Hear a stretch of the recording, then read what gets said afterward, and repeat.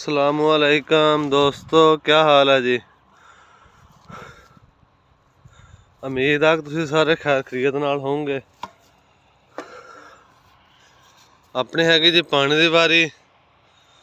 पानी शुरू हो गया लगना। कणक नूं बिजाई तो तकरीबन 21 दिन बाद पहला यानी कि दूसरा पानी लग रहा। गपशट की हुई है। सुबह सुबह का टाइम आ, देख लो सूरज भी निकल रहा। दरख्तां दे विचों दी कितना खूबसूरत व्यू आ रहा। ता शबनम अगे नूं पहले थल्ले DAP पाई हुई एक थैला, ते अज नाइट्रोफास पा रहे हैं,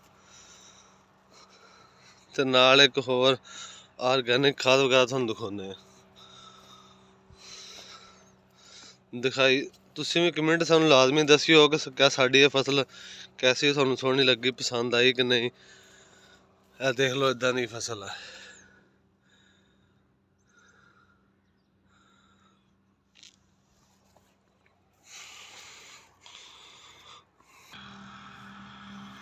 एक थैला नाइट्रोफास जी, एक है बलाम पा रहे जी। मैं कहा दोस्तों नाल शेयर कर दईए।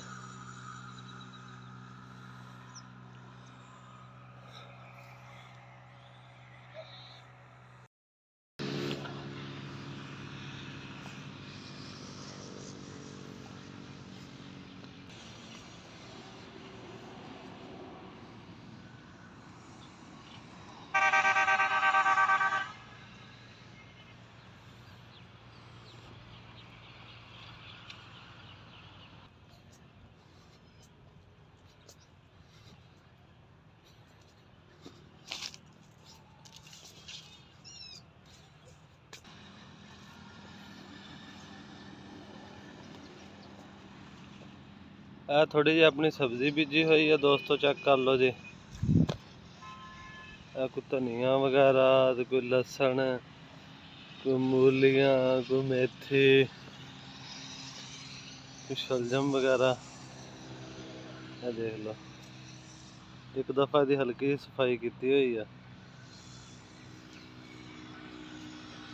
गंदम नूं जिहड़ा दोस्तों ना बिजाई तो जिहड़ा दूसरा पानी जिहड़ा वा ओह कम से कम 21 दिन बाद होना चाहिए। ਉਹਦੇ ਨਾਲ कि गंदम के ਜਿਹੜੇ ਸ਼ਗੂਫੇ ਆ ਉਹ ਵੀ ਜ਼ਿਆਦਾ ਬਣ ਜਾਂਦੇ ਆ।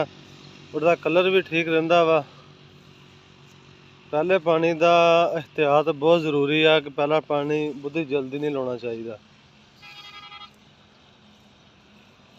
उम्मीद है कि थानू साडी अज की वीडियो दोस्तों पसंद आई होएगी। साडे चैनल नू सबसक्राइब करियो, वीडियो नू लाइक करियो, दुआवां च याद रखियो। अल्लाह हाफिज़।